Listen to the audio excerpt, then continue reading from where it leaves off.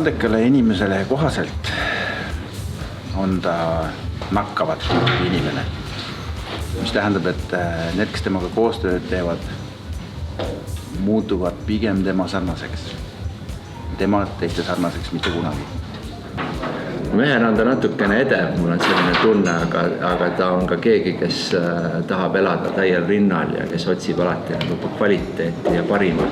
Aeg-ajalt ikka, kui ma otsin endale uut koostööpartnerit, siis ma mõtlen alati selle inimese peale, sest ta tõsiselt armastas seda kaubamärki ja tahtis seda kaubamärki edasi viia. Ma arvan, et esimest korda ma nägin seda tegelast 1992. aastal, siis kui me oleme just asutanud reklaamiagentuuri 3 Karu, mille peakorter laius 20 ruutmeetril. Ja siis ühel päeval läks selle kontori uks lahti ja ukse vahelt pistis pea sisse selline uudishimulik nirginägu, ma ütleks, kes teatas meile, et ta tuleb välismaalt, et ta on välismaisele bensiinifirmale teinud reklaami.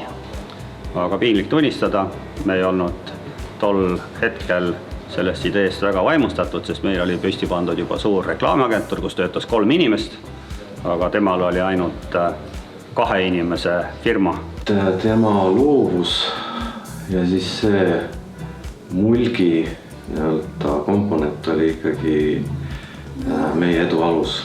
Et midagi pole vaata, et ta oli väga loov ja oskas ka aru saada, et mida tähendab raha.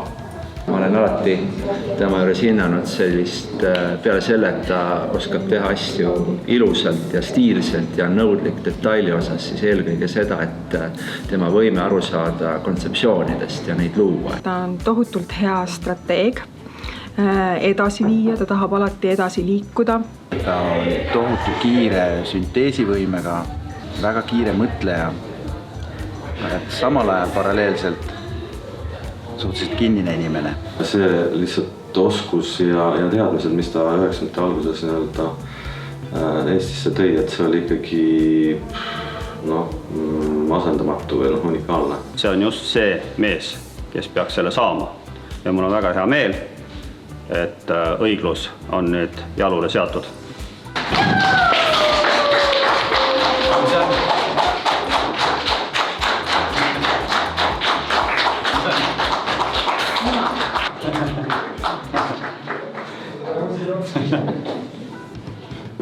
Loomulikult on hea tunne, tänusõnad eelkõige neile inimestele, kellega koos seda teekonda on käidud ja eelkõige Urmasele, Tõnule, Andrusele, Aigile, et ilma nende panuseta ei oleks ka minu panust olnud ja kindlasti mingi osa sellest munast kulub neile. On olnud õnn töötada koos väga väljapaistvate Eesti turundajatega. Eraldi tänusõnad ma tahan selles hetkes öelda oma õpetajatele ja Soomes 2 inimesele, Jukka Veistola ja Ami Asan. Et ilma purjeta laev ei sõida ja kindlasti Jukka ja Ami on need purjed olnud. Soovin kõigile sellist muutumise meelsust ja loodan, et lisaks minule tuleb tulevikus teisi loovjuhte, kes selle elutöö auhinna saavad. Tore on olla esimene ja teistele hoian pöialt ja soovin edu, et nad sellesse väga heasse klubisse astuksid. Aitäh teile!